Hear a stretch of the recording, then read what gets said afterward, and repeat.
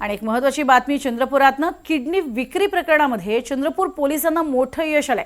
Kidney प्रत्यारोपण प्रकरणाचे देशांतर्गत जाळं उघड झालेलं आहे आणि तमिळनाडू राज्यातील त्रिची शहरामध्ये स्टार किम्स हॉस्पिटलचे संचालक डॉक्टर राजा रत्नम गोविंदन स्वामी आणि दिल्लीतील डॉक्टर रविंद्रपाल सिंग यांनी आपल्या रुग्णालयामध्ये किडनी प्रत्यारोपण केल्याचं तपासातून स्पष्ट झालंय।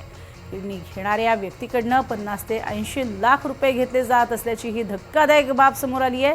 मात्र किडनी देणाऱ्या व्यक्तीला केवळ 5 ते 8 लाख मिळत असल्याचंही पोलीस अधीक्षक उमक्का सुदर्शन यांनी सांगितलंय। जे इन्व्हेस्टिगेशन दरम्यान जे अनालिसिस पण केलेलं आहे, टेक्निकल अनालिसिस, त्या अनुषंगाने समोर येता की हिमांशु भरद्वाज पण एक किडनी डोनर आहे।